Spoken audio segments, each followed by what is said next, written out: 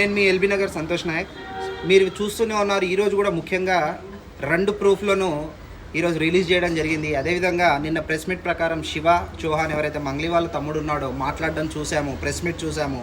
ఆ ప్రెస్ మీట్లో ఇంతకు ముందే మేము చూపించిన సాక్ష్యాధారాల ప్రకారము తను మాట్లాడడం జరిగింది. ఆ ప్రెస్ మీట్లో ఏమని మాట్లాడాడు?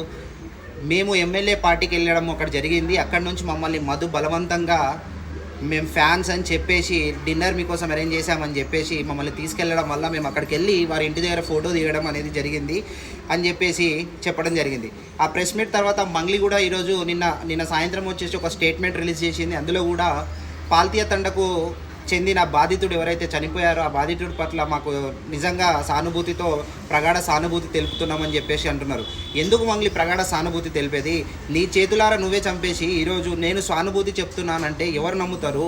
ఎందుకంటే నీ తమ్ముడేమో దొంగ సాక్ష్యాలు అని చెప్పేసి మేము అంతా చేయలేదని చెప్పేసి ప్రెస్ మీట్లు పెడుతున్నారు. నువ్వేమో మీడియా ముంగట రాకుండా ఇష్టం వచ్చినట్లు ప్రెస్ నోట్లు రిలీజ్ చేస్తున్నావు.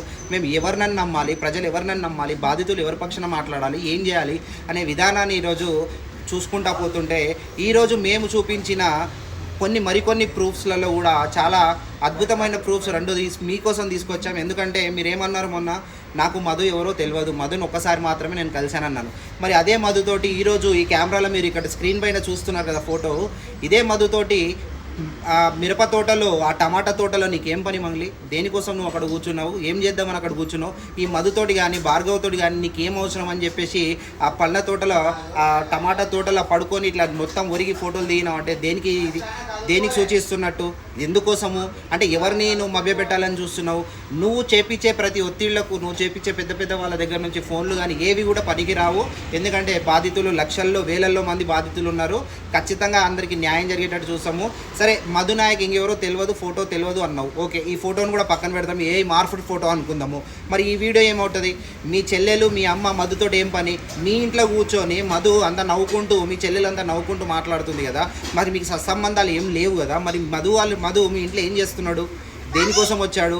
సో ఇవన్నీ కూడా ఏంటంటే కాకమ్మ కథలు చెప్పడం బంద్ చేసి నువ్వు ఇప్పటికైనా సరే ప్రెస్ ముంగట్కి వచ్చేసి నీ పార్టీకి నువ్వు ఒప్పుకుంటే బెటరు. లేదు అని అంటే ఇంకా మేము ఈ ప్రెస్ మీట్లు కానీ ఇవన్నీ కానీ పెట్టడం బంద్ చేస్తున్నాము. అండ్ నెక్స్ట్ వచ్చేసి ఖచ్చితంగా ధర్నాలకు దిగుతున్నాము. ఎందుకంటే ఇప్పటికే చాలా లేట్ అయిపోయింది. మరికొన్ని ప్రాణాలు గాల్లో కలిసిపోతున్నాయి. ఈరోజు కూడా 2 పాయిజన్ తాగి ఆత్మహత్య పాల్పడడం జరిగింది. వాళ్ళతో కలిపి మొత్తం 11 మంది, ఇంకా 2 విషమంగా హాస్పిటల్ ఐసీయూ బెడ్ పైన ఉన్నారు. దీనికి తగిన కారణాలు, దీనికి కట్టిన సమాధానాలు ఖచ్చితంగా చెప్పాలి మంగ్లీ. ఇది చెప్పకుంటే మాత్రం ఇంకా తీవ్ర ఉద్ధృతం అనేది చేస్తామనేది మరొకసారి చెప్పుకుంటున్నాము. ఎందుకంటే ఈ ఫోటో, ఈ వీడియో ఏవైతే ఉన్నాయో ఈ ఖచ్చితంగా ఏఐతో చేసిన అయితే కావు. ఇంకా ప్రూఫ్స్ చాలా ఉన్నాయి, చాలా రకాల ప్రూఫ్స్ ఉన్నాయి. ఇంకా ప్రూఫ్స్ తోటి మేము ముందుకు వస్తాము. ఇదే విధంగా ఈ ఉద్యమాన్ని కానీ దీన్ని కానీ ఇంకా ముందుకు తీసుకెళ్తాము అని చెప్పేసి మరొకసారి నీకు హెచ్చరిస్తున్నాం మంగ్లీ. ఇప్పటికైనా తప్పు తెలుసుకొని ముందరికి వచ్చి నువ్వు మాట్లాడు.